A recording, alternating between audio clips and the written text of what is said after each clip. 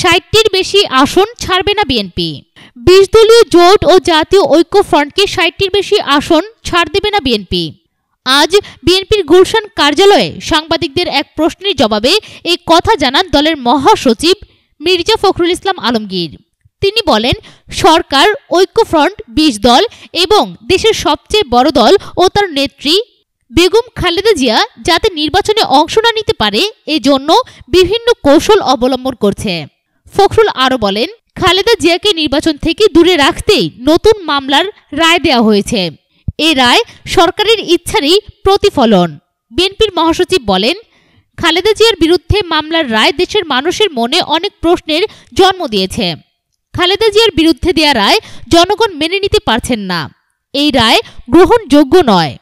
তিনি এই রায়ের তীব্র নিন্দা ও প্রতিবাদ জানান। উৎস পূর্বপশ্চিম.নিউজ।